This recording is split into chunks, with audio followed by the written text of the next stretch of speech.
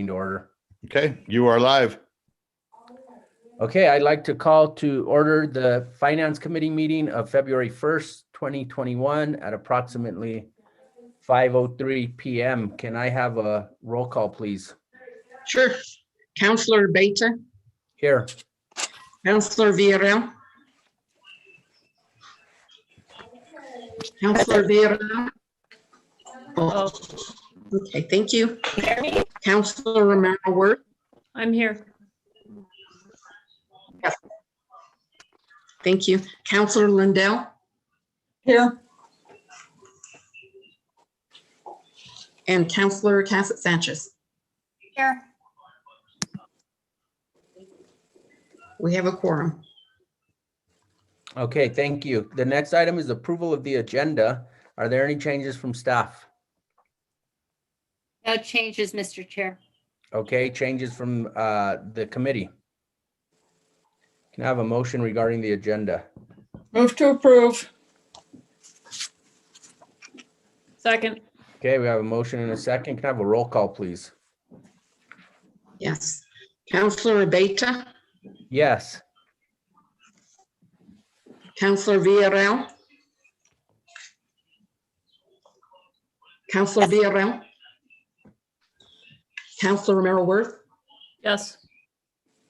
Councillor Cassett Sanchez. Yes. And Councillor Lindell. Yes.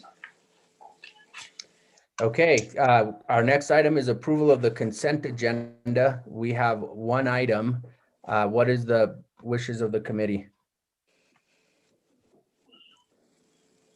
To approve? Second. We have a motion and a second to approve the consent agenda. Any further discussion? Can I have a roll call, please? Councillor Beta, Yes. Councillor Lindell, Yes. Councillor Romero Worth, Yes. Councillor Cassett Sanchez, Yes. Councillor Villarreal. Yes. Okay, the agenda, the consent agenda has been approved. The next item is approval of the minutes from the regular Finance Committee meeting of January 19th, 2021. Are there any changes from staff? No changes, Mr. Chair. Changes from the committee? Can I have a motion regarding the minutes? Move to approve. Second. Can I have a roll call, please? Yes, Councillor Beta, Yes. Councillor Lindell, Yes. Councillor Romero Worth, Yes. Councillor Cassett Sanchez, Yes. Councillor Villarreal. Yes. Okay, the committee meeting minutes have been approved. Now we are on to item 7, which is presentations. The first is the FY22 budget hearing schedule. Ms. McCoy. Mr. Chair, I'm going to share my screen for you and the members. I'm going to ask Alexis Lotero to review the budget hearing schedule for the month of April. So here we go.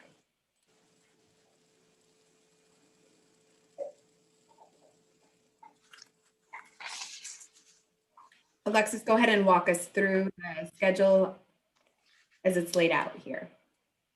Okay, our meetings will commence on Tuesday, April 13th.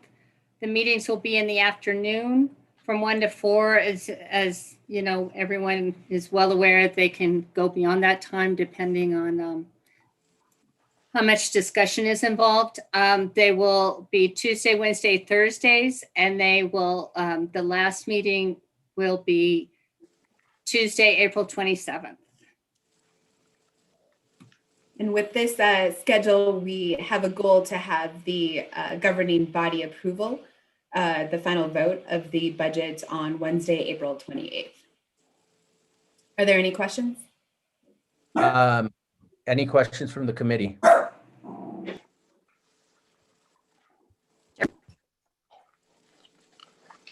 Okay, Councilwoman Villarreal.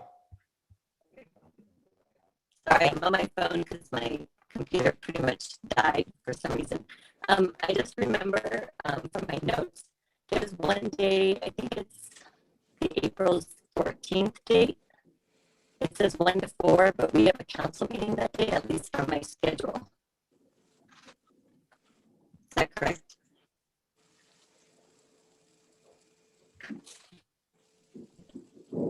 If it's the pleasure of the committee, what we can do is we can end that day early.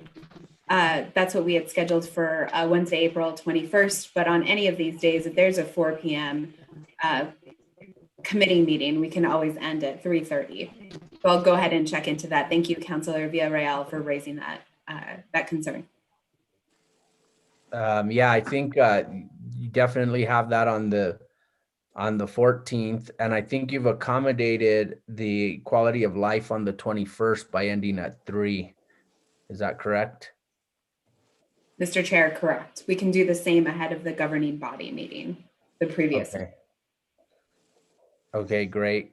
And then let me just check one more thing. The 20th, we've got public safety. But yeah, look at the calendar, Ms. McCoy, and just make if you can, adjustments if need be. Will do. Okay, and then regarding the budget hearings themselves, I think that over the last couple of years, for sure, there's been certain things, and I'll look back at my notes but that we seem to ask for. And if we can, just as a committee, start emailing you ahead of time. Like, for example, one thing that always comes up is number of positions in a certain department and types of positions. And so just thoughts like that from the committee, whatever will help us get what we think we'll get through the hearings based on what we've learned in the past, that would be helpful. So if you don't mind emailing Ms. McCoy, or if there's information you want ahead of time, like for example, sometimes there's questions about what is this like fund area from, or what is this code about, things like that, so that we have that heads up. And I don't know, Ms. McCoy, if you've thought of anything else based on our previous experience with budget hearings.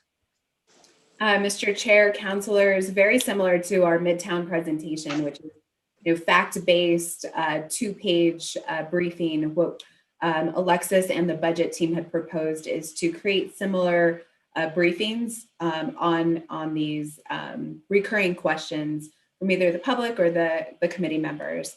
One of the questions that did come up continuously last year was, what is services to other departments? It's a particular account, and it does, depending on the department, depending on the funding source, it does fluctuate. So Alexis and her team will go through and they'll combine, put together a briefing so for our reference throughout the budget hearing period. Okay, and then Ms. McCoy, you'll be prepping us between now and the first hearing as far as what you already do, GRT, what's happening with that, and then if there's anything major that you think is going to present itself or is affecting our budget, you will give us plenty of notice, and we'll have discussions about that before, Mr. right? Chair, councilors, yes, and we would be open to doing other presentations between now and the budget if the committee members so desired. One example is at the next committee meeting on the 15th, we are going to hear a presentation from Aon regarding health benefits, as well as give a status update on the health benefit fund based on the actuals from 2020 and based on our other commitments this year from the fund. So I think if there's anything else like that, kind of these core, fixed costs that we see every year, we'd be more than happy, similar to the Aon presentation, to prepare something in advance in preparation for the budget hearings. Okay, and then it might be a little early, but last year, as we were building up to our budget, we already saw what was happening or what was going to happen with the pandemic. And so we knew like we're going to have to cut our budget and we're going to have a budget shortfall So we spent a lot of extra time dealing with how to address the budget shortfall. Do we see another shortfall before we end this fiscal year, or are we pretty much staying on the budgeted levels? Mr. Chair, as we've discussed in some of these meetings, it really is a story of the haves and the have-nots through this last year period, through the pandemic and the corresponding economic recession. So certain industries, we'll hear from our team with Eli and his team about affordable housing in the construction industry today. That has largely been robust over the last year. So certain either steady performance or gains that we've made in certain industries are, outperforming estimates, our projections for the current year. Other industries or other major revenue sources are underperforming what our revenue expectations and revenue projections have been for the first 6 months. One example of that is the gas tax. Given the gas prices and the decreased usage due to some of these stay-at-home orders and the restrictions throughout the city, we're actually seeing that that's underperforming. So it really is a mixed bag. We look forward to giving you a second quarter financial update where we're at, through the second quarter ahead of the budget as well. So you can see for the first 6 months how the city's revenue has performed and, who've been the winners, who've been the losers, who's been overperforming or underperforming. Okay. Any other questions for Ms. McCoy? No? Okay. Anything else, Ms. McCoy, regarding the budget hearing schedule? Not on that subject. Okay, our next presentation is on the Midtown finance, and the intent, Ms. McCoy, is I want to make sure that we as a finance committee have a good idea of what the existing commitments are. We don't know what's going to happen with the Midtown campus, and but I wanted to make sure that we all knew and had a presentation as we go into those future decisions. What's the existing obligation of the city as it relates to Midtown, so that was the intent of this presentation. And then as we have questions for you, we'll ask. But I just wanted to give the committee an update on what the intent of this presentation is. Okay, great. I'll go ahead and do a little intro, and then I'll turn it over to Brad to review the 2-page financial facts on Midtown. There's several questions that we've received from committee members or other counselors or the general public about, exactly what the chairman was stating. What is our commitment? What is our annual commitment in terms of our operating budget? What is our debt service? And, what outstanding debt, and what is the timeline along with that? So since we have been receiving these recurring, frequently asked questions, we decided to put together a 2-page fact sheet and really take you back to a decade ago when the city entered this commitment. And so Brad today will walk you through, again, these facts, the timeline, what the background has been, all to be able to really have this common understanding, a common ground, common knowledge for us as we move forward. And really, at the bottom of the second page, we do foreshadow different options for financing, either refinancing or future financing options. So this presentation is not to queue up any type of immediate decisions that the committee will have to make. We're really here to say we have a plethora of options ahead of us, depending on the timeline, depending on the development plan, depending on phasing. And as we move forward into the coming months, we do plan to start presentations about all of these different financing options. These are financing options, not just as they relate to Midtown, but really can be used for any financing that the city would like to enter. Just as an example, there's the IRBs, industrial revenue bonds, that's listed on the second page. You all have approved recently an industrial revenue bond for El Castillo. So that's something this committee and this group is already familiar with.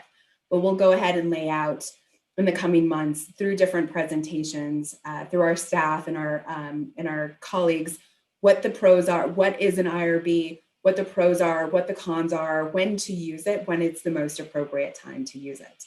So again, this is just to lay a foundation of the financial facts for Midtown and then foreshadow potential decisions that may be coming forward with using financing as a tool for Midtown and really being able to understand all of our different options as we move forward. So with that intro, I'll turn it over to Brad to go over the background. I'm going to be sharing my screen. Good evening, Chair, Councilors. So just on a background, July 29th, 2009, the city, state of New Mexico and Laureate Education completed the transaction acquiring the campus. The city tapped its GRT bond capacity to borrow $29.5 million. And land sales in the state of New Mexico contributed the remaining $12 million that completed the transaction. The city executed a 27-year lease with Laureate debt that would just cover the debt service for the $29.5 million, which was $2.35 million per year. June 30th, 2018, the lease with Laureate Education was terminated by mutual agreement. The university closed, and the city became fully responsible for the property on July 1st. In July 10th, 2019, we refunded the original $29.5 million bond, saving the city $500,000 per year in interest costs.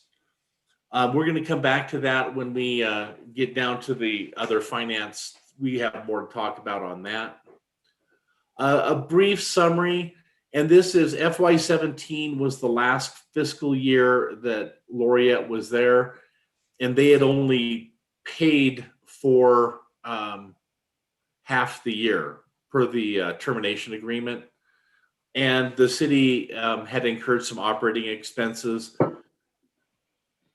So you can see how, what we've been doing. I also tossed in depreciation because that's an annual expense, just so that you know what that plays a role in it as well.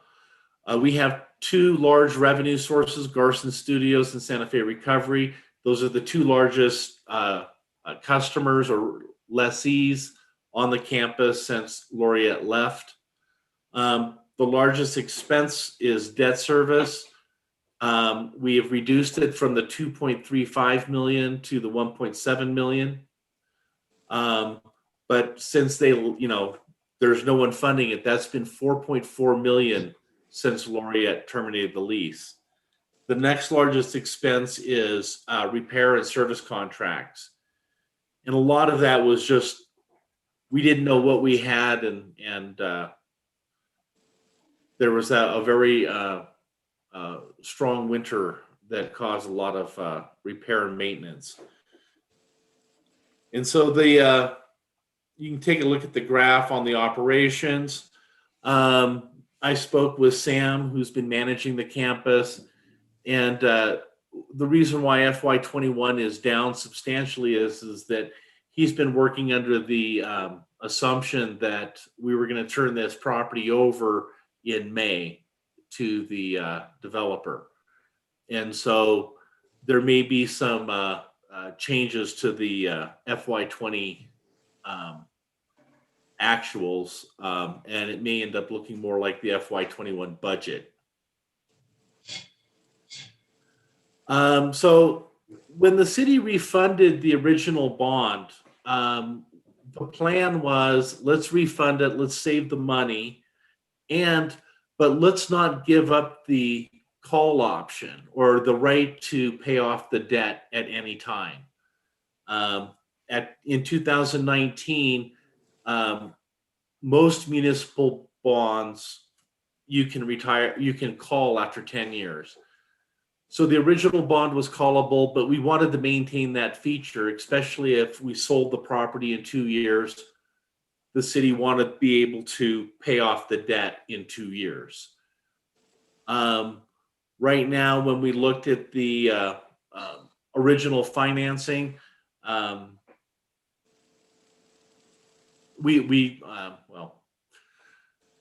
So the call feature has an expense. It's roughly $145,000. When you look down there at the refinancing option, we can call the existing bond at any time and pay it off, which gives us the ability to reissue the bond. If we were to reissue the bond with the same call option, all we would do would pay fees. There's no benefit to it. We could refinance the bond without the call option, and we would save roughly $145,000 a year, or about $2.6 million over the remaining term of the bond. But really, that precludes the decision. Or do we know what if we're going to do? If the city is going to do something, dispose of the property in the next 3 years, we would want to keep the call option. But if the city is going to hold on to it and develop it over the next 7 to 10 years, we would want to refinance it. That's a decision once the finance committee and the governing body has had an opportunity to review where we are. That's coming at the end of February. So in a nutshell, that's where we are. Okay, so Brad, I have a question. If you go back to the screen with the bars on it, the bar graph. Yeah. So right, that one. So if I'm reading this right, then for FY21 budget,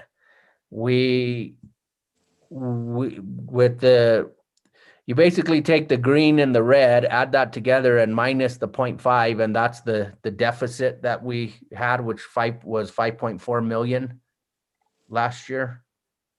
Well, okay, in the chart, so the green bar is the deficit. But including the expenses, I'm talking deficit as it applies to revenue that's coming in. So in FY21 budget, we budgeted 500,000 coming in. Right. We budgeted 3.2 million going out.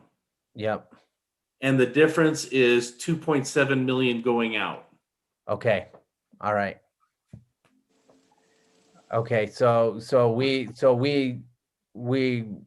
were in the red 2.7 million, basically. Correct. And that's a subsidy that will need to come from somewhere. Okay. Okay. Other questions or comments from the committee?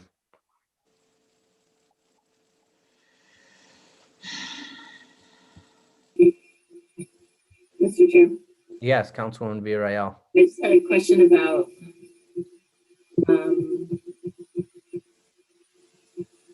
Santa Fe Recovery Center.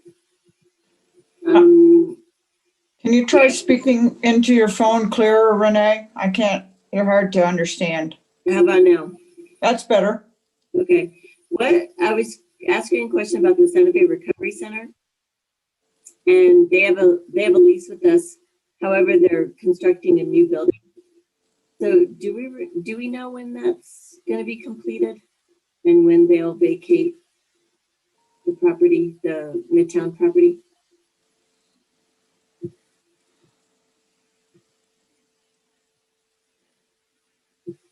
Anyone? Sam Burnett. Good evening, councilors. I apologize. My camera is not working. Mr. Chairman, councilors, I've spoken with Ms. Varela from Santa Fe Recovery, and at the moment, the expectation is 12 to 18 months before they'd have a new facility to replace the space they're using at Midtown campus.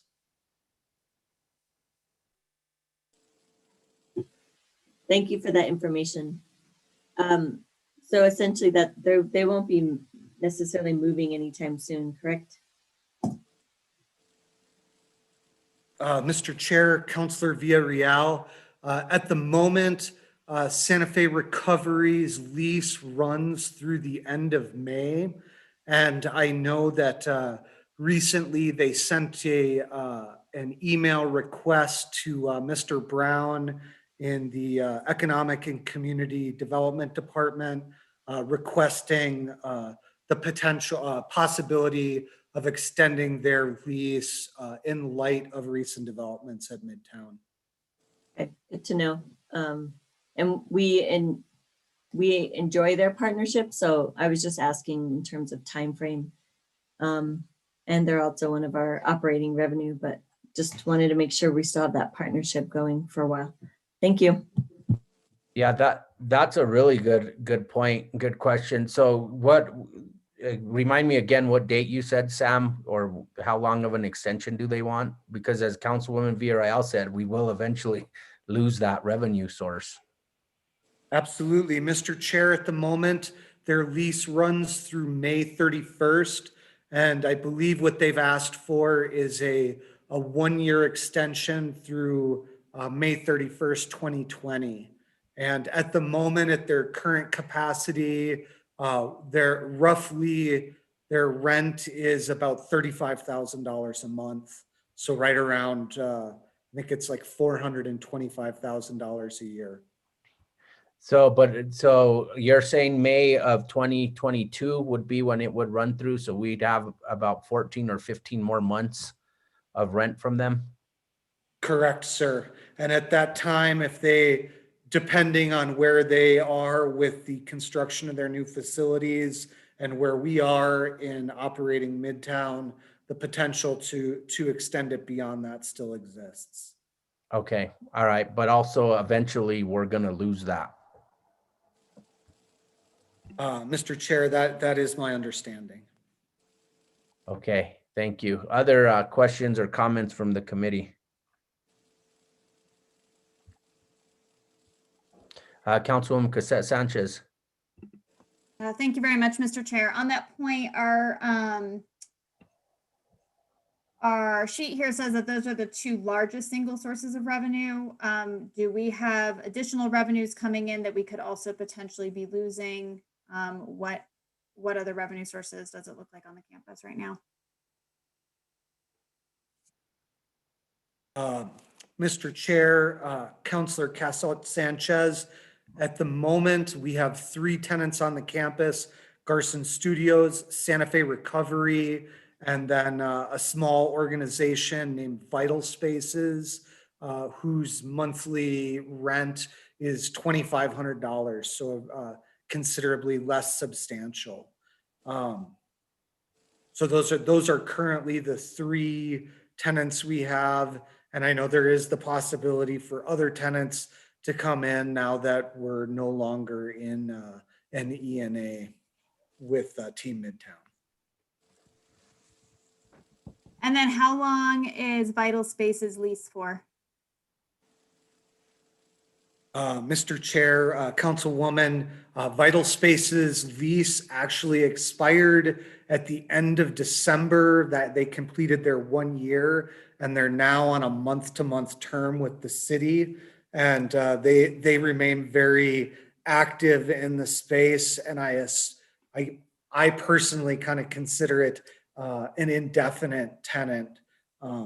Anything's possible, but they're very active and kind of entrenched in the space in a positive way. Okay, thank you, Sam. That was all, Mr. Chair. Okay, thank you. Any other comments from the committee or questions? Councilwoman Lindell. Thank you, Chair. It's just a comment that we have, I think that we have urgency in what we need to do with this property. And, you know, the options that we have, I think we need to get them laid out as quickly as possible and not waste any time in being decisive about what we want to do with this property and how we're going to do it. Because I'm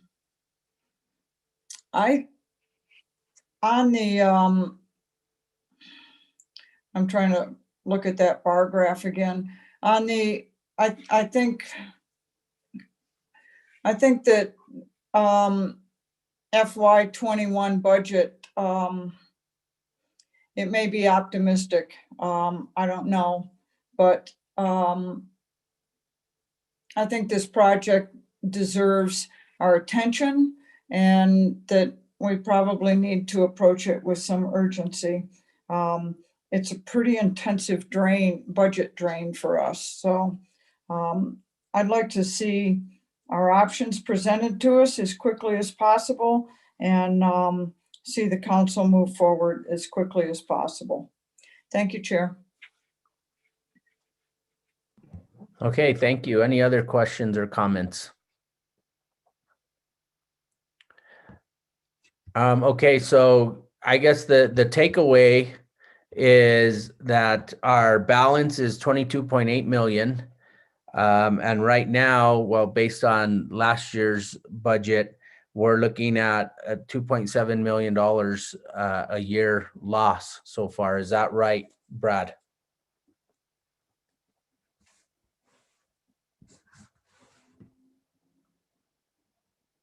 Or Mary, anybody? That is correct, Mr. Chair. Okay, and as we move forward with different options, or I guess that the main thing to understand, and you said this early on in your presentation, is depending how quickly or what we decide, that 22.8 million will have to be factored into the discussion.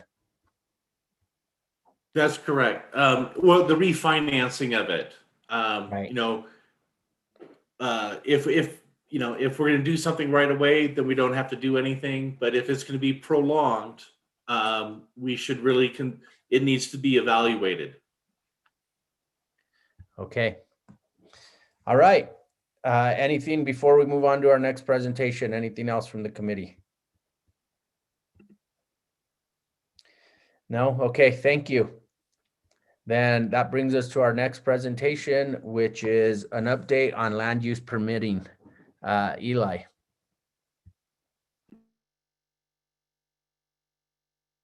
You're on mute. Thank you. Thanks, counselors. If I could share my screen, I can run through some slides. Can everyone see the map on the screen? Yes. Great. So this map here is showing our existing residential development pipeline as of January 20th of this year. And this is a combined map. The subsequent maps that I'll show break this out into under construction and things that are in the approvals pipeline. But I think this map is instructive in showing just the sheer volume of housing construction and housing review that's going on in the city right now. So the blue parcels are under construction. The yellow parcels are land use board approved, which means they've passed planning commission. And then this sort of peach color here is things that are pending land use board review. So these are things that we've received either pre-application requests or are on an upcoming agenda to go before the planning commission. And so you see the unit counts here. Under construction, 1,763, approved and under review, which means they're pending permits, 123, land use board approval, 1,628, and then furthest down the road in terms of their status are another 952. So if we start looking at what's under construction, again, this is the 1,763 units that are currently under construction in the city of Santa Fe. You see these are range in size from, over 250 units to smaller developments in the sort of 8 and 4 range, and those are the single family developments. These larger developments are multifamily developments. If we look then again, looking at things in the pipeline, these are approved and under review by our land use boards.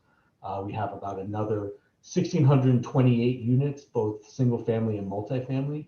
The largest concentration of those are in districts 3 and 4 in the southern part of the city. And please stop me if you have questions, or we can wait till the end and I can take questions then. This here is showing the trends from going back from 1997 to 2017, and then I'll have a subsequent slide that shows sort of what's happened more recently. But if you look, we saw a spike in housing in the late 90s, and then following the Great Recession, we saw a steep decline in the number of housing units built in the city. And then as we're coming out into 2017, we see things picking up. And then here we are, here's 2017 here at that 400 units in that year. And we see a steep increase coming into 2020 of almost about 1,000 units a year.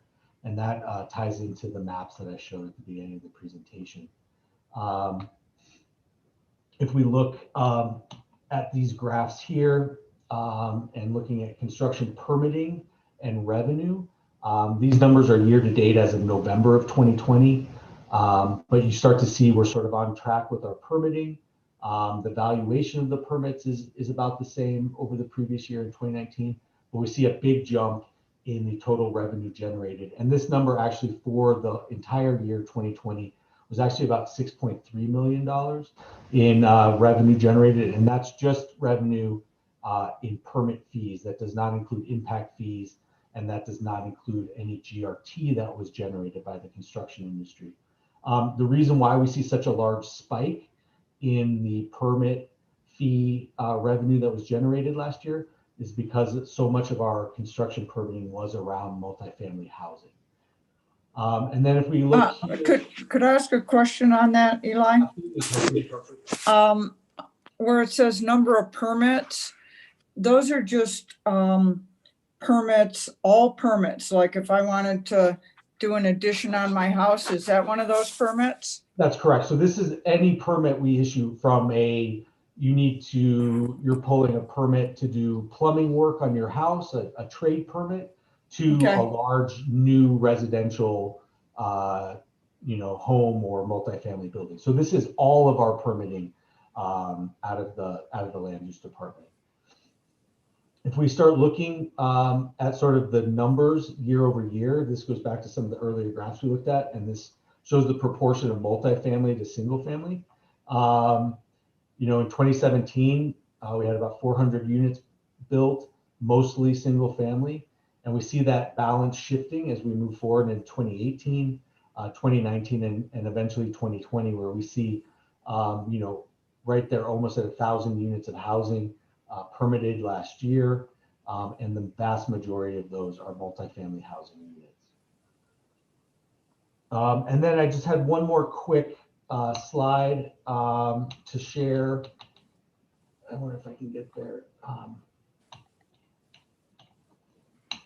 And this is just sort of showing a heat map of where our permitting is happening. And again, this sort of tracks with some of the earlier maps we looked at where the concentration in permits are happening in areas where we're seeing a lot of multifamily development. And that's because not only are they pulling permits for the homes or for the multifamily buildings, but they're pulling permits for electrical work, plumbing work, sewer work, all of that. And so we see a large concentration in permit activity in those areas. So that's all I have. I also have some information as well around GRT revenues from the construction industry. Those were provided to me by the finance department over the weekend. If we look back at last year, we see that roughly 1/6 of GRT that was generated over last year was from the construction industry. As the finance director alluded to earlier, we saw steep declines in certain areas and big spikes in others. The construction industry in Santa Fe was one of those areas where we saw a big spike. There's been some articles in the newspaper recently.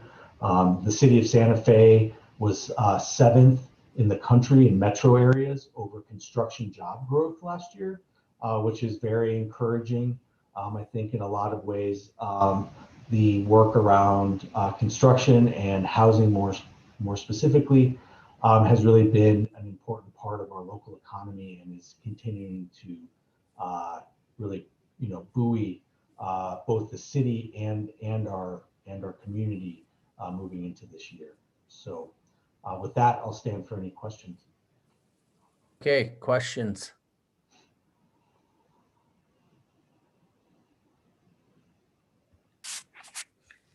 Eli, can you send us an email with that slide deck in it, please? Absolutely, Counselor. I believe I sent it to the Quality of Life Committee after the meeting last week or the week before, but I'd be happy to share it with the counselors this evening. I've also had a request for this information from AIA Santa Fe. They reached out actually this afternoon and asked that we make the similar presentation to their membership here soon. So I'm happy to talk about this with anyone who's interested in learning more about the work of the Land Use Department and trends in construction in our city. So please reach out if you have any questions. Councilwoman Cassette Sanchez. Thank you very much, Mr. Chair, and thank you, Eli, for presenting again, since I got to see it in quality of life as well. I'm looking at the first map and really seeing a lot of activity happening in my district, District 4, as well as District 3.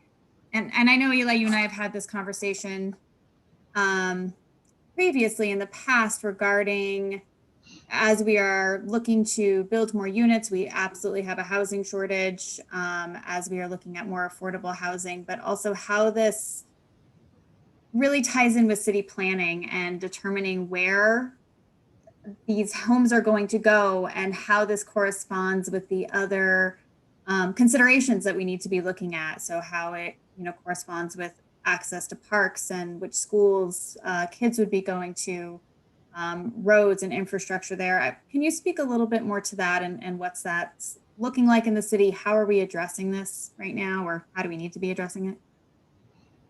Thank you, Counselor. I think that's spot on. I mean, I think so.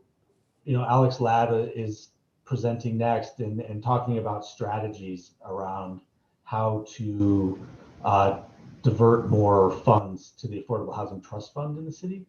And, I think that's a super important conversation to have. But I think sort of coupled with that is we need to be talking about where is this housing going to go?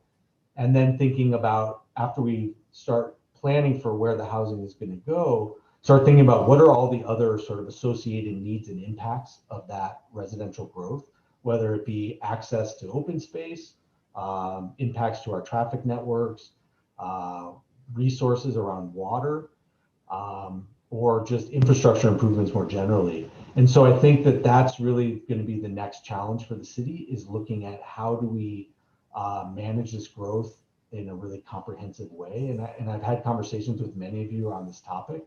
And I really hope that in the coming months that we'll be able to really make some strides in that direction and really try to start thinking more comprehensively and more long-term in terms of how we provide sort of an equitable future for all the residents in the city. And a big piece of that obviously is centered around affordable housing.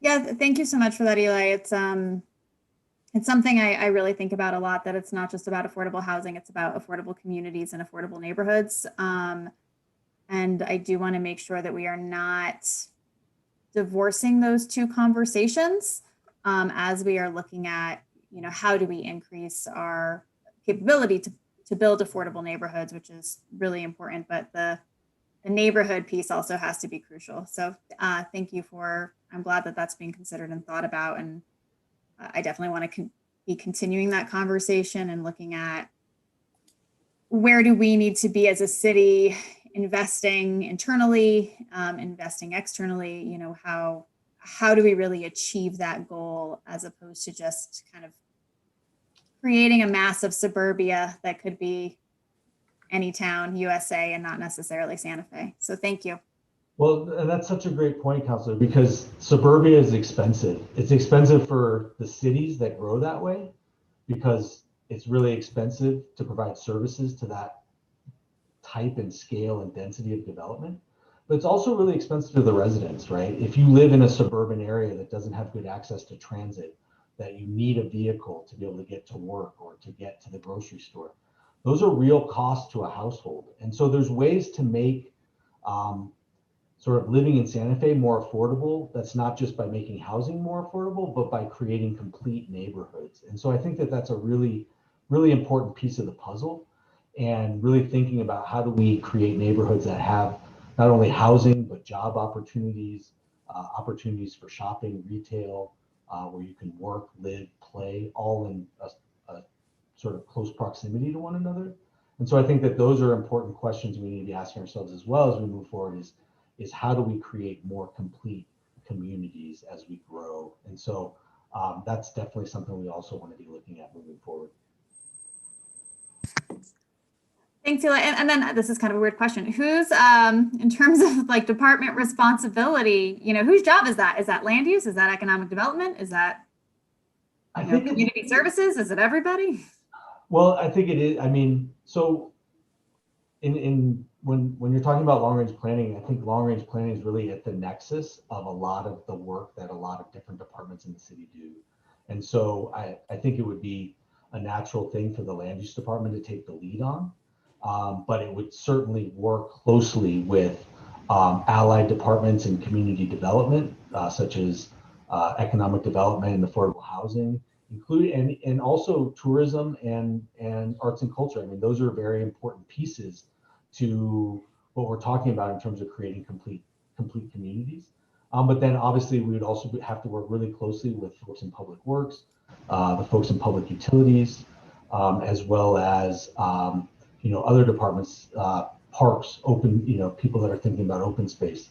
It really would take coordination with a large portion of our city staff to really think these issues through and be really comprehensive in our approach for moving forward. Okay, yeah, thank you very much. And I guess this is more to us as a governing body. Sorry, my cat's trying to get into a cabinet. Always something here. Just something for us as a governing body to, I feel like this is one of those things that the city as a whole has been putting off for a really long time, as well as affordable housing and building affordable housing. And it is something that really concerns me. And I want to make sure that we are really paying close attention to. And, at the end of the day, we have to put the resources towards it. So again, thank you so much, Eli. I really appreciate you speaking to that more. Councilwoman Villarreal. Thank you, Mr. Chair. Thank you, Director Isaacson, for presenting. We heard the same presentation in quality of life. I just had one follow-up question. What is the time frame that when a master plan gets approved that they have to construct or build? Can you remind us about that? So master plans are a little more open-ended. Development plans are good for 3 years. So a development plan is the type of plan that would be associated with some of these multifamily projects that we're seeing in, say, the Los Solares area, around the existing outlet malls and stuff like that. They get a development plan and they have 3 years to move forward with that. Otherwise, they expire. Master plans tend to be phased, and so they generally have a much longer lifespan than your sort of more standard development plan in the city. And I asked that because I was curious, we hear from constituents that why is everything happening and being constructed all at once, and that there was a plethora of development that got approved all at once, and that actually isn't the case.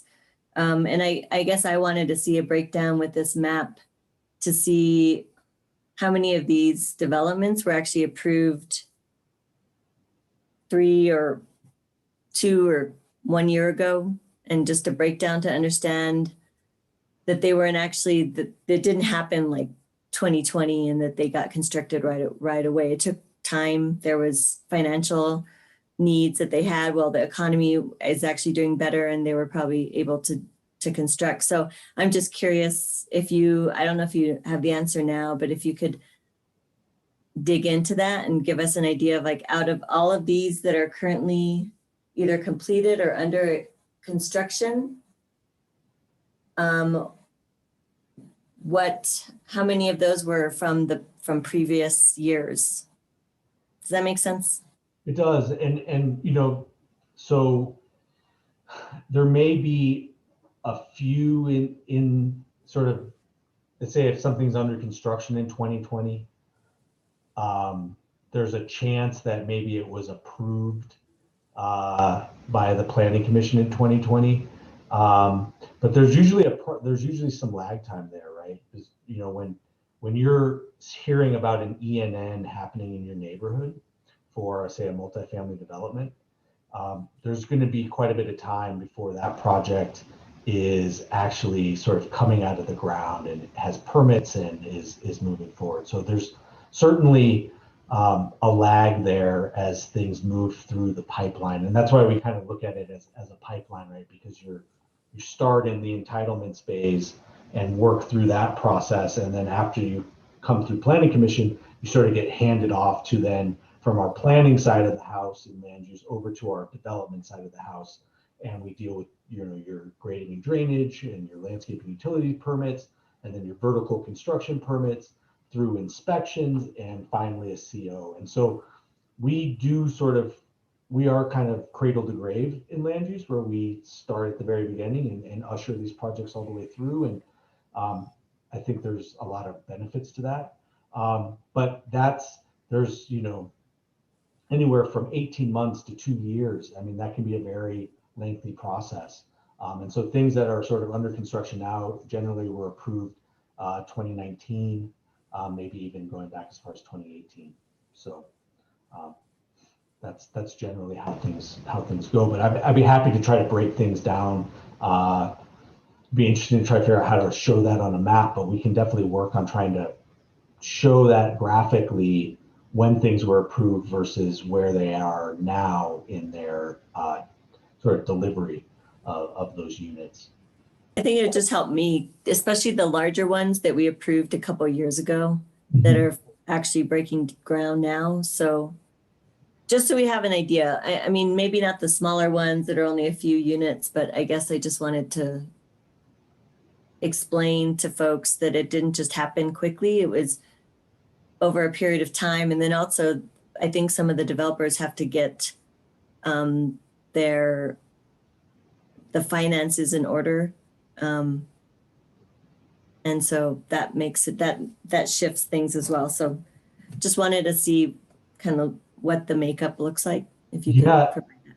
And it's interesting. So some of it's actually maybe a little counterintuitive in some ways, because some of the larger developments, these big multifamily developments, actually move through the process a little bit quicker because the underlying zoning is already there. And so there's less sort of steps in the process versus some of these sort of 30 to 40 unit single family developments where there might be a rezone request involved, where it has to go through Planning Commission and then comes back to the governing body for the rezoning approval, and then goes back to Planning Commission to approve the actual subdivision plan. And so actually some of these smaller projects have a longer sort of lag time from, you know, the approvals process to the construction process, because of the entitlements process includes more steps and therefore takes more time. Good to know. If there's any other information you could provide us on that, that would be great. Thanks. Sure, absolutely. Okay, any other questions or comments? Okay, thank you, Eli. Then we will move on to our next presentation, which is an update on the Affordable Housing Trust Fund. Ms. Ladd. Thank you, Chair Abeta. Thank you, members of the Finance Committee. I will share my screen and please feel free to interrupt at any point in time if you have questions as we go along. So I just quickly, those of you on quality of life heard this, I just wanted to quickly revisit our general affordable housing strategy, how we provide support for our community, which is through a three-legged stool, I call it. We have some regulation and inclusionary zoning program, which requires, as all of you know, a percentage of new development to be affordably priced. We've got 2 guiding policy documents under that, on that leg. We also spend a lot of time and energy on programming and capacity building. This is done through fee-for-services administrative contracts, affordable housing, economic development, community services, children and youth, Arts Commission. A lot of divisions of the city have followed this strategy as well. And finally, we have the funding, and that's what I'm here to talk about tonight, specifically the Affordable Housing Trust Fund. But we are also, the city of Santa Fe is a CDBG entitlement city, which means we receive a CDBG grant by right every year from the Department of HUD. Our Affordable Housing Trust Fund is our source of local funding. And then we have, as all of you know, since you're on the council and you approve my budget, we have some general fund. So the funding process, our RFP just posted last week. We have 2 of them, one for Community Development Block Grant and one for the Affordable Housing Trust Fund. The Community Development Commission, which is chaired by Councilor Villarreal, considers the funding applications and makes the recommendations to the governing body. We have an all-day meeting in February. This year, it's first week in March, where the applicants make presentations and then the Community Development Commission deliberates and allocates the funding. We do a lot of reporting specifically to HUD for CDBG funds, but we also require all of our subrecipients and grantees to provide quarterly reports. So we know where these funds are going, we know who they're helping. I want to also just emphasize quickly the role of our nonprofit community partners. The city's philosophy from way back was that building the capacity of community-based partners ensures that services are relevant and nimble and accessible to the people we are trying to help. This offsets distrust of the city government, the clunkiness of bureaucracy, and the lack of city-based specialization. And what this really means is that I don't have to know how to income certify somebody or how to underwrite a mortgage loan, because I have talented partners in the community that can do that for me. And just again, if they are receiving CDBG funds, they're a subrecipient. If they're receiving Affordable Housing Trust funds, they are a qualified grantee. And the other big advantage to this is that by getting resources into our nonprofit network, our partners are able to leverage those resources in a way that the city is not. So the Affordable Housing Trust Fund, it is funded primarily through revenues from development. So developers who pay fee in lieu of or a fractional fee, payoffs of city-held liens, and then land sales into our contenta. The qualified grantee is the nonprofit or organization or corporation that uses the funds, or the individual who receives them. And the criteria for eligibility is 120% of the area median income, which makes the Affordable Housing Trust Funds work really well with CDBG, which has an upper limit of 80% of area median income. But we know plenty of people in this community who have decent paying jobs, who are up at that higher end, and they still can't afford housing. So it's nice to have both funding sources to help. Now, this is the big point, this last bullet. The use of funds must be compliant with the New Mexico Affordable Housing Act. This provides the exemption to the New Mexico Anti-Donation Clause. This is codified in our city code, Chapter 26-3. And what the New Mexico Affordable Housing Act does is it says that it's a public entity can use public resources for very specific and limited ways to support affordable housing. One is through the capital costs of construction, rehabilitation, operation or preservation of affordable housing units. Direct financial assistance can be provided to income certified individuals, and this is done typically through down payment assistance or rental assistance. Or the city can donate or sell at a below market price publicly owned land, building, or infrastructure. So just to emphasize, administration, services, and staffing costs are not allowable.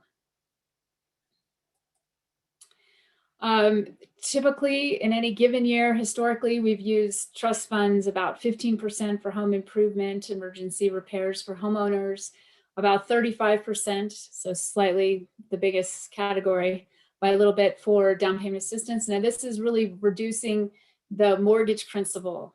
So it's less of a, well, it just reduces the amount of loan that the home buyer needs to borrow. Rental assistance to income qualified renters, particularly those in some sort of unstable or precarious housing situation or who need to be rehoused rapidly. That's about a quarter of the use of funds. We've also used funds to for the capital costs of construction, and that includes pre-development and design, and energy efficiency amenities, that's 15%. And then we've also used funds to help our homeless shelter and provider and our permanent supportive rental housing owners and operators with upgrades, mostly new roofs. I can't even tell you how many new roofs the city's paid for these facilities, but HVAC systems are a big one. Accessibility improvements, security systems, fire suppression are the big ones. So this is another really important point. These funds are intended to fill a funding gap. They are not seed money, they're not speculative. And the evaluation criteria that the Community Development Commission uses weighs that experience, the capacity, and particularly the ability of the organization to leverage more funding for the project. Leverage, just to quickly describe it, includes both match, so that would be an organizational resource, and the leverage, which is leveraging resources from an outside resource. So an example of this might be the paying for staff time to operate a facility would be a match, but leveraging a grant to expand the facilities would be leverage from an outside resource. We bake these requirements into our applications. So for every $1 of CDBG, we want to know that the organization has a matching dollar from another source. For Affordable Housing Trust Fund, it's even more. It's a 1-to-3 required ratio. So what does that mean in the real world? The most visible, since it's on what used to be city-owned land and it's going up.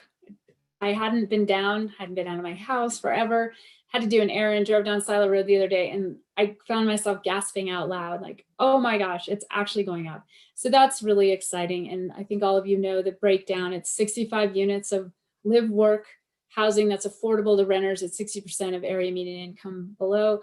I believe it's 10% of the units are reserved for those earning less than 30%. So some of those folks are actually going to be folks who are transitioning out of homelessness. But there's also other amenities, shared resources for entrepreneurial support, lots of open space. And it's the first 100% solar low income housing tax credit project in New Mexico. So that's exciting. So this is what the financing looks like. There's a private debt. There's a $5.4 million loan on the property. The developer donated their developer fee back to the project. Several grants and various sources of funding were raised through philanthropy and other charitable contributions. The tax credit equity, so this is the subsidy that is provided through the tax credit program, is $9.6 million.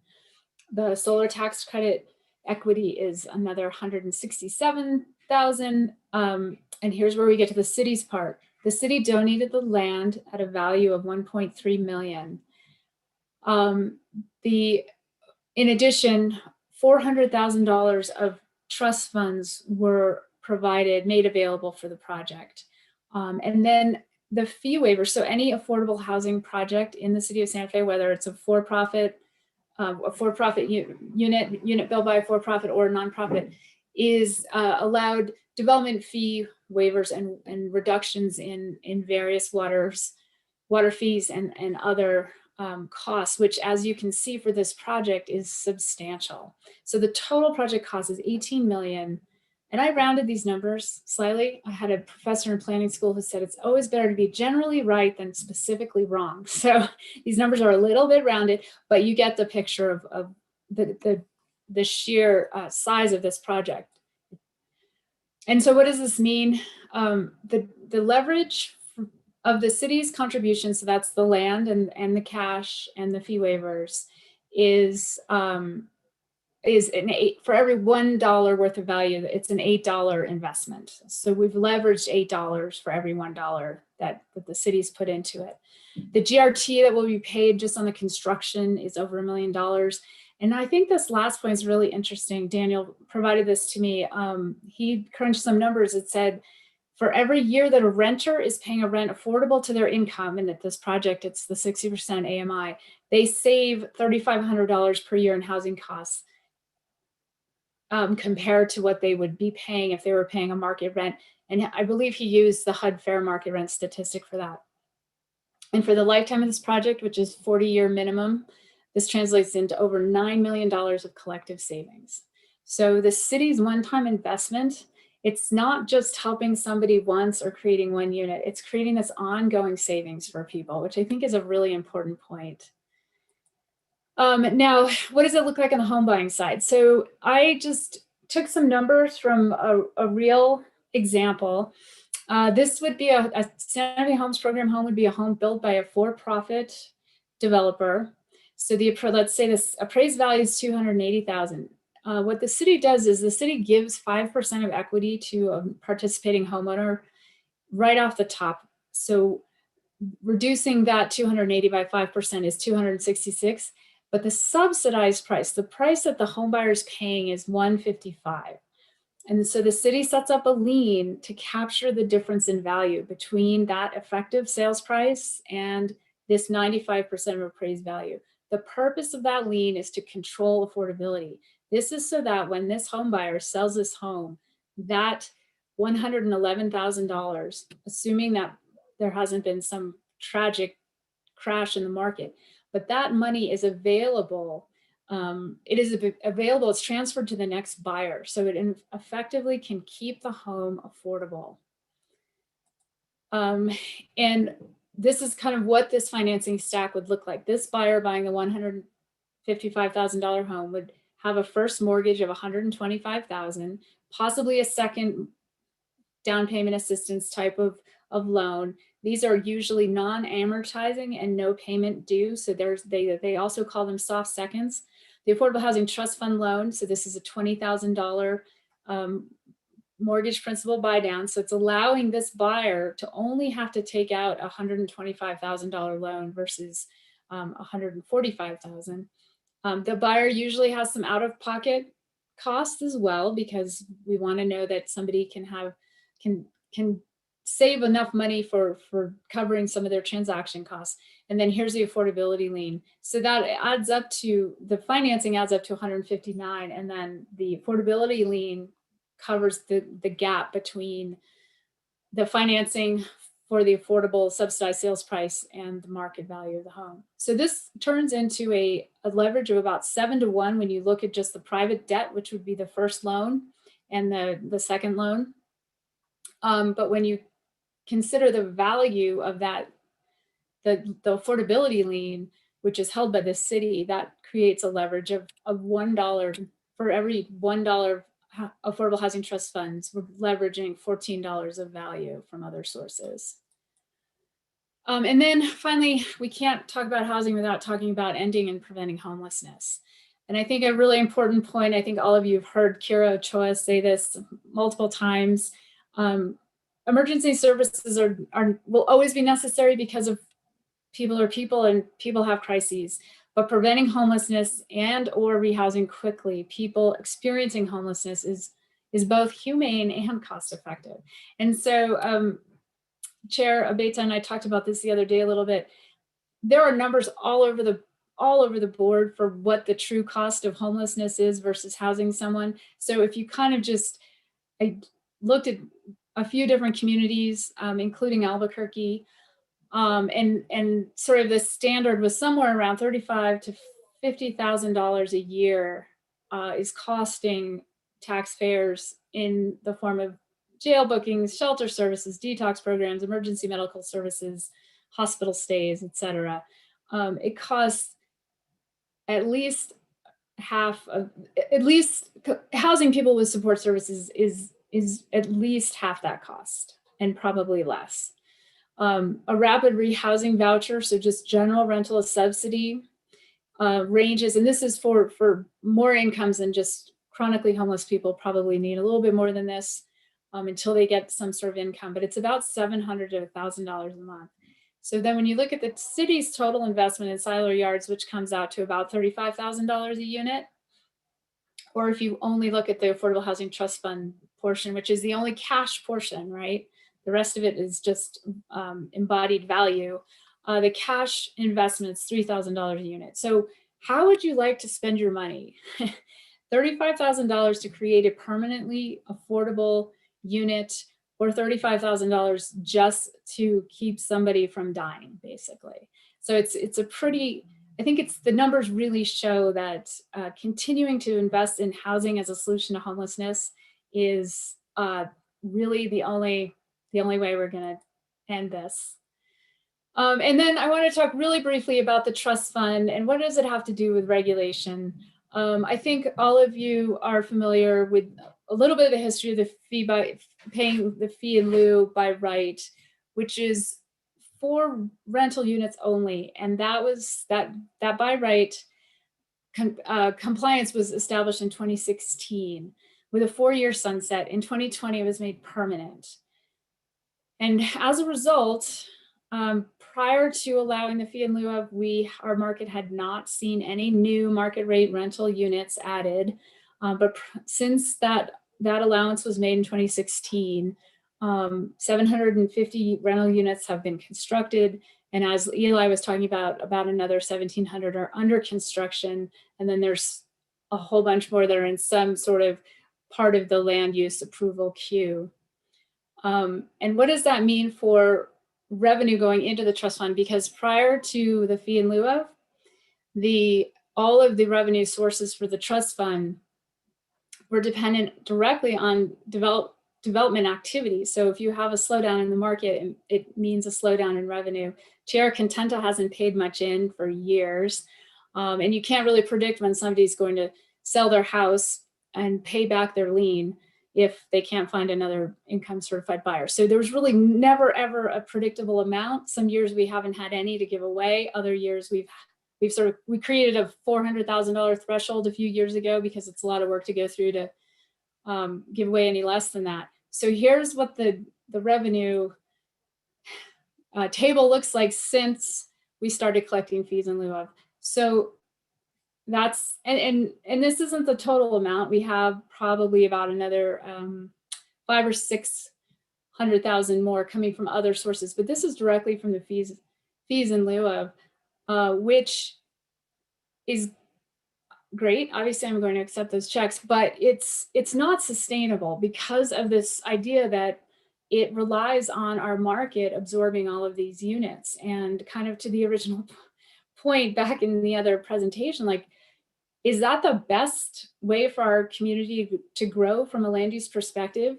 You know, it may not be. We may want to look at more redevelopment scenarios and densifying existing corridors and converting empty commercial space and empty office space, because I think we've all seen our world has changed so dramatically within the last year that I am not using an office at this very moment, you know. So I think we really have to be open to the fact that we may not be relying on new construction to accommodate future growth, certainly not to the extent that we are now. So just a little food for thought, and just more considerations for moving forward to secure a more predictable and sustainable revenue stream. I think the other sort of paradox is that because right now the trust fund relies mostly on development revenues, which really are happening when the market is booming, which are also connected. I mean, right now is a little weird because I think the pandemic has kind of destroyed our economy in some ways, but supported it in others. But that's when people are hurting the most and need the most help, and where we have the lowest revenues into our fund. So that's, and I think I already covered the second point, my planner soapbox speech. But I think also this last point, we put an exclusive burden on the development and land use industry. And so we really need to look at what are some of the other economic drivers of the change in our community, and how do we share this burden equitably so that the opportunities can also be realized in an equitable fashion. We've talked, there are lots of financing tools out there. I think we haven't really seen the opportunity zones take off. We haven't done a lot of the sort of traditional tax increment financing. We certainly have researched and looked into what it would be like to do a bond, an affordable housing bond, like the city of Albuquerque does. Typically, year after year, more and more people approve it. So we've got a lot of work to do in this area, but I think we're off to a good start. And I hope that I've convinced all of you of the need to fund the trust fund sustainably and predictably. And with that, I will stand for questions. Okay, thank you, Alex. Questions, comments?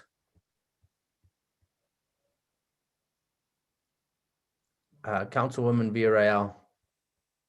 Thank you, Mr. Chair. I already asked my questions in quality of life. The only thing I wanted to mention is the proposal that Councilor Lindell and I believe, Mr. Chair, you're also supporting the effort with the proposal to use a percentage of sales of city land that would go into the Affordable Housing Trust Fund. I think we need to hear that item at the CDC because that directly affects us. And so I don't know if that's on the track to be heard at CDC at the Community Development Commission. And it should happen next week because as Alex indicated, we have our big grant review process in March, so we won't be able to hear the item. So I just want to flag that right now while it's on my mind so that we can make sure to hear that either as a discussion item or even a recommendation option. So Alex, if you could just make sure that we get that on our agenda. I will That's do all. that. Thank you. Councilwoman Cassette Sanchez. Thank you very much, Mr. Chair. I just want to make sure that I understood and then emphasize when you were discussing, Ms. Ladd, about the cost of homelessness, that was one individual, correct? $35,000 to $50,000 a year for a single homeless individual. Yes, And then now that would, yeah. Now that would be a chronically homeless person, a difficult person to house. That would not be somebody who is sleeping in their car and still has a job, most likely. So yeah, but yeah, it's pretty sobering. Yeah, I wanted to really bring that up because it's no small amount, and we do often balk at what a supportive services look like, but I think comparing it to the alternate, and besides it just being the right thing to do, looking at the economic aspect of it. So thank you for bringing that stat up, because I just wanted to make sure that was highlighted and understood, that that's not 35 to 50 for all chronically homeless individuals in Santa Fe, but just for one. So thank you. That was all. Okay, anything else? Okay, thank you, Ms. Ladd. We're going to continue to have these discussions at finance, so be prepared. Thank you. Okay, then let's go to matters from staff.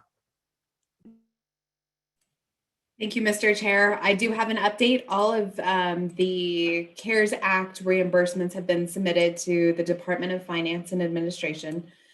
We were able to maximize the $17.5 million CARES Act grant in a matter of 3 months that we were awarded from the state. So we look forward to receiving the reimbursement back from DFA in a timely manner. But we're very grateful for us to be able to have that additional source of funding within the last few months to be able to support our internal operations as well as our committee.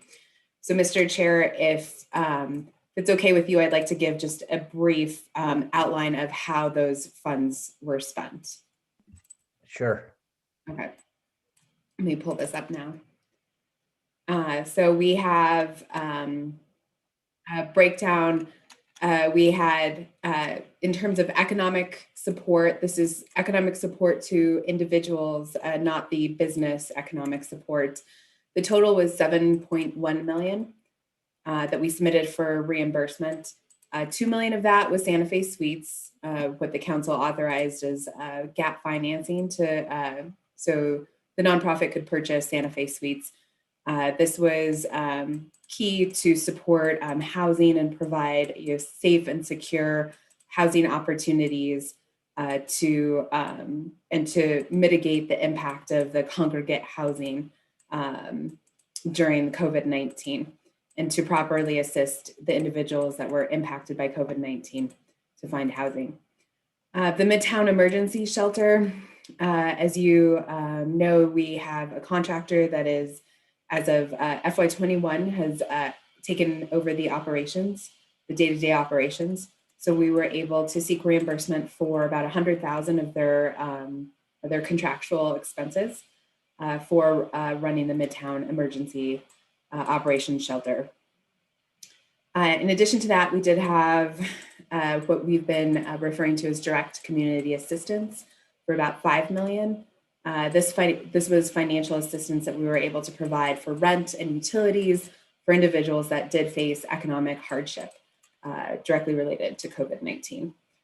We were able to seek reimbursement for a total of 8.3 million of payroll expenses for both our fire department, certain individuals in our fire department, as well as our emergency management staff who were dedicated to mitigating and responding to the COVID-19 public health emergency. We were also able to, the balance is a mix of paid leave for employees, for city employees. We were able to seek reimbursement for approximately $1 million for this paid administrative leave. This is a combination of the COVID-19 admin leave. When we did close facilities, we were able to continue to pay employees in the spring. So that was about $750,000. And then the about 250,000 was allocated to sick leave and FMLA, the expanded FMLA authorized under the Families First Coronavirus Response Act, which was the federal law that was passed back in the spring. We were able to seek reimbursement for about 900,000 of equipment that we had to purchase. This is everything from additional PPE, masks, in addition to our IT expenses to improve the telework opportunities for staff. And then finally, we spent about 250,000 on administrative expenses to be able to support our nonprofit organizations as they were administering the 5 million in direct community financial assistance, as well as our own accounting and compliance and reporting for the grant funding. So that rounds out our 17.5 million. Okay, thank you. Anything else? That's all. I believe there's a few questions. Okay, questions of Councilwoman Villarreal. I think Councilor Cassett Sanchez was first. I'm sorry, I didn't see the hands go up. Councilwoman Cassette Sanchez. Thank you. No problem. They went up like popcorn. Can you clarify? I'm sorry. I think I missed it. The difference between the 7.1 million for economic support and the 5 million in direct payment. I know 2 million of the economic support was Santa Fe Suites, and then what would be the other 5.1? The 100,000 is the contract to operate the Midtown shelter. So the 7% is the cumulative total for our economic assistance, of which 2 million was for Santa Fe Suites, 100,000 was to operate Midtown shelter in the last few months, and then the balance of that, the 5 million, was for our direct financial assistance for rent and utilities. Okay, That makes sense. Thank you. Thank you for clarifying. That was it. Councilwoman Villarreal.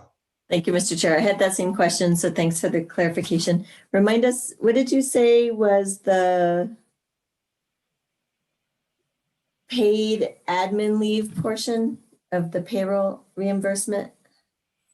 So originally in the spring, the city provided paid administrative leave for city employees due to the COVID-19 related closures of city facilities. So that totaled about $750,000, just under $750,000 for the number of hours that we continue to pay city staff, despite the fact that those facilities were closed and some of those individuals were not reporting in for productive hours. And then the other amount was sick leave FMLA? That is correct. What So was that amount? Families First Coronavirus Response Act, that's about $250,000 was dedicated to that. So under the FFCRA, which was enacted in the spring by the feds, the city of Santa Fe was considered a public employer, therefore deeming our employees to be eligible to take paid sick leave, and expanded FMLA in the event of a COVID-19 related incident within their family or to their person. So HR and payroll have continued to keep track of these hours, not just the paid administrative leave in the spring, but also the hours for compliance with the Families First Coronavirus Response Act. And so that total, those were eligible expenses, and that total came out to about $250,000. So the two combined, the $750,000 of paid administrative leave when a city facility was closed, an employee was not able to work remotely, and combined with the Families First related sick and expanded FMLA totaled $1 million. Thank you. Okay. Anything else, Ms. McCoy, or any other questions? Councilwoman Lindell. Thank you. Can we get a printout on that, Mary? Of course. Thank you. Okay. Anything else, Mary? That's all for now. Okay. Matters from the committee. And I don't have anything under matters from the chair. Our next meeting is February 15th. Thank you. And thank you to the staff for the presentations this evening. That was great. Okay. So with that, we are adjourned. Thanks. Take care, everybody.